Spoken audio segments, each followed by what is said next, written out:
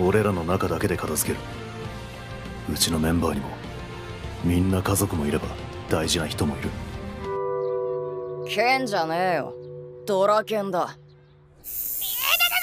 騒ぐな、男だろ。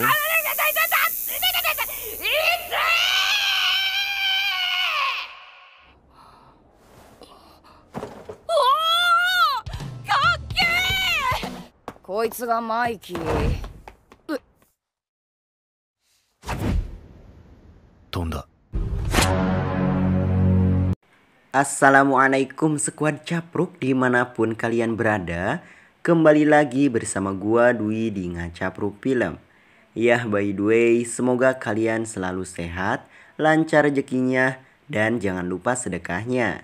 Dan seperti biasa tanpa ngoceh ngidul ngaler, kita masuk ke Indomie, Indomie seleraku, Indomie dari dan bagi Indonesia. Persembahan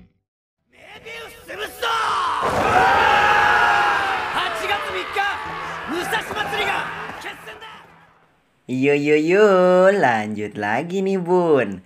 Keesokan harinya kita diperlihatkan ada 3 orang anak bandel di dalam kereta yang menghabiskan tempat duduk dan membuat kebisingan hingga Hinata memarahi mereka karena tidak membiarkan seorang nenek-nenek duduk. Langsung ditakluk sama cewek cantik mah. Sesudah damai tentram sentosa, Takemechi dan Hinata duduk tenang dan sedikit mengobrol. Masalah Hinata yang akan mengajari Takemechi.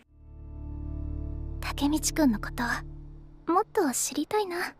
Di saat mereka sudah sampai di rumah, mereka belajar bersama di kamar. Wanjir, kalau di kampung gua mah pasti enggeus diartekeun ye. Memang kalau budaya kita sama Jepang itu beda ya sob. Jadi patut kita hormati juga. Anjir, kenapa jadi bijak gini nih? Singkat cerita, di sela belajarnya, Hinata mengucapkan terima kasih soal adiknya yang Takemechi tolong tempo hari. Ia mengatakan dulu Naoto adiknya sangat membenci kesibukan ayahnya yang menjadi polisi. Hinata mengatakan tiba-tiba adiknya ini ingin menjadi seperti ayahnya. Ini nih kayaknya awal dari si Naoto jadi petugas polisi nih. Tak lama kemudian terdengar suara kembang api dan mereka melihat bersama. Inilah hal yang belum dirasakan Takemechi ketika di masa lalunya. Dan membuat ia sempat berpikir tidak ingin kembali. Giliran yang enaknya aja nih gak mau balik.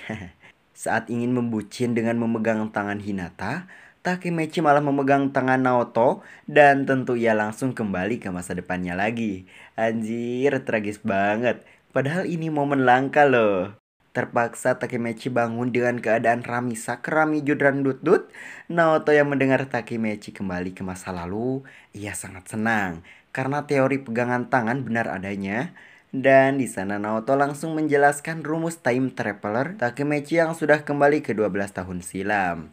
Setelah itu Naoto bertanya tentang kemajuan yang Takemechi raih soal Kisaki dan Maiki. Takemechi menjelaskan kalau ia sudah menemui Maiki yang ternyata ia baik. Di sana Naoto marah dan bertanya lagi, kenapa tidak membunuhnya? Anjir, emosian banget nih. Tampilannya kayak kalem, tapi ya sudahlah. Dengan dewasanya Takemechi mengajak untuk berbicara langsung dengan Maiki karena yakin bahwa Maiki itu orang yang bisa dipercaya. Saat itu juga Naoto bersedia dan langsung mencoba melacak keberadaannya. Di tengah pelacakannya, ia mendapati kasus akun temannya itu yang rambut merah. Ia ternyata sekarang menjadi petinggi Toman setelah didapati menusuk Kiyomasa dan dipenjara selama beberapa waktu. Aneh kan? Waktu itu dia gak nusuk ya. Tapi kita lihat lagi aja. Scene beralih ke kontrakan si Takemechi yang bau. Naoto menyuruh Takemechi untuk mencoba menghubungi akun, namun ia gagal. Tak kehilangan akal, mereka mendatangi tempat nongkrong si akun, yaitu klub kabaret. Cir, udah jadi petinggi Toman tapi nongkrongnya di situ. Singkat cerita mereka bertemu akun. Ia tidak gondrong lagi. Meskipun penampilannya lebih garang, akun tetaplah akun. Ya, akun Google, FB, IG, ya gitulah. Ia mengatakan bahwa ia menunggunya. Setelah itu Takemechi diajak akun berbicara empat mata di luar. Mereka sedikit bercanda, kirain mau digebuk anjir, dan membicarakan masa lalunya. 大人になったらどんな話するんだろうな。バカ変わんねえよ。ずっと友達だ。 Sampai saat Akun mengalihkan pembicaraan dan mengaku bahwa ialah yang mendorong Takemechi sampai terjatuh ke peron kereta waktu itu. Akun berusaha membunuh Takemechi. Kok bisa ya anjir? Tapi usahanya sia-sia. Ya ditolong Naoto. Belum tahu juga motifnya apa nih, sampai-sampai Akun berniat membunuhnya. アックが俺を殺すわけがない。アックは俺の友達だ。 Di sini ia juga menjelaskan Maiki yang sudah berubah setelah kematian Draken dan sekarang kepemimpinan Toman jatuh kepada Kisaki yang membuat kerusuhan waktu itu. Akun sangat tertekan dan ketakutan oleh Kisaki dan ia memilih terjun dan tewas di tempat.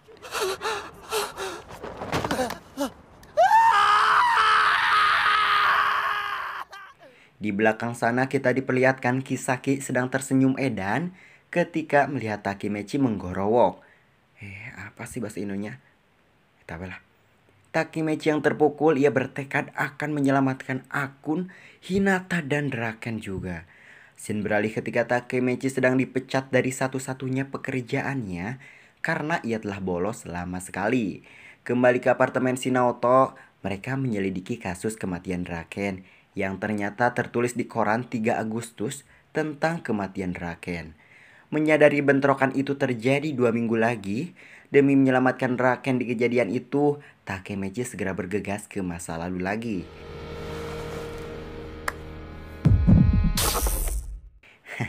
Di sini super ngakak nih.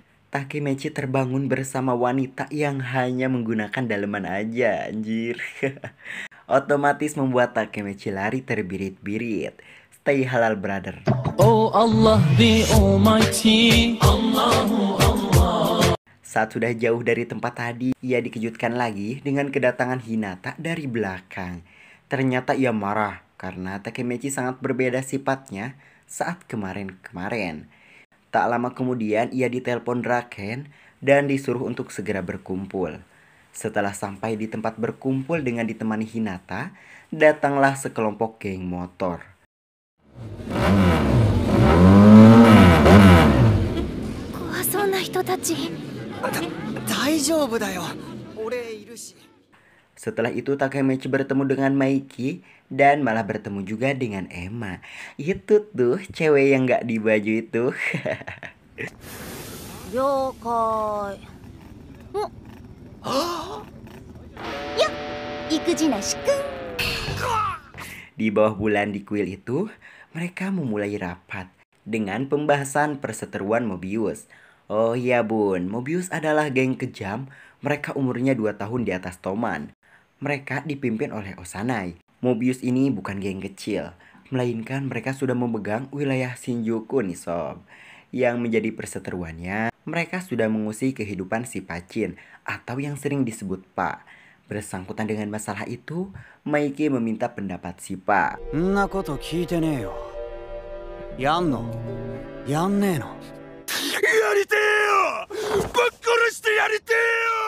Di sana mereka sepakat untuk membalaskan dendam Pak. Keesokannya, Takemechi berinisiatif untuk menjadi pengawal Draken. Dan tentunya ia tidak dibutuhkan alias ditolak bro. Tidak menyerah, Takemechi mengikuti Draken kemanapun. Sampai saat Draken dan Maiki sedang menjenguk pacar temannya Pak, yang diserang Mobius tempo lalu. Terlihat mereka sangat dibenci oleh orang tua korban itu. 誰に向かって口聞いてんの？何すんだ？全部ケンチ、俺らの俺、ケンチンが隣にいてくれてよかった。 Hingga akhirnya Draken dan Maiki berpisah.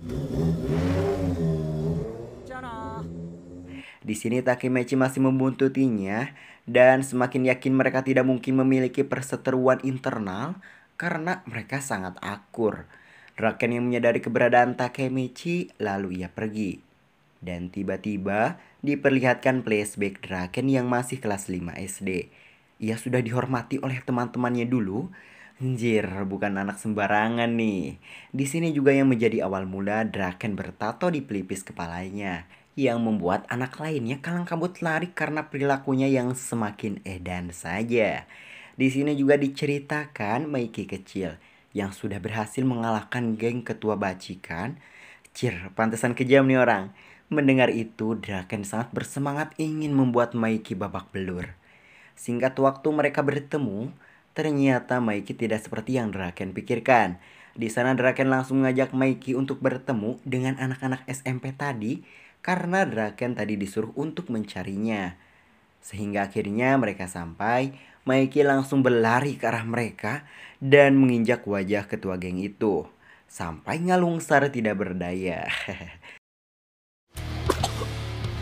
俺が7勝のマイキー様だ。 Sontak Draken kaget dan mulai segan terhadapnya. Disinilah tonggak awal persahabatan mereka nih bun. Shin beralih kepada Naoto dan Takemichi yang sedang meneruskan untuk menyelidiki kasus Draken. Ketika sedang mengobrol tentang masalah itu, mereka bertemu Osanai sang mantan ketua geng Mobius yang sudah menjadi kuli Jawa. Mereka mengobrol dan menyinggung masalah kematian Draken 12 tahun yang lalu. Sontak Osanai terkejut.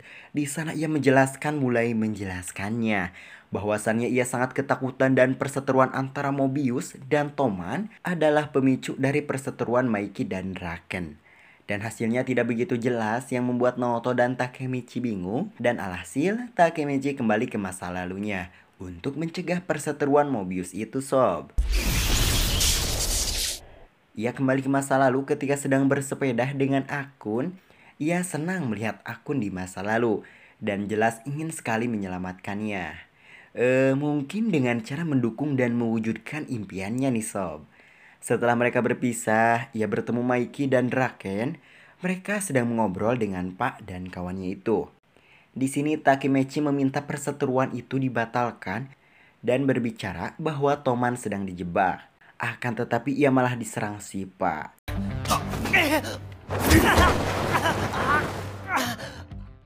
Dan di sini Maiki sedang emosi dan tidak berpihak kepada Takemichi.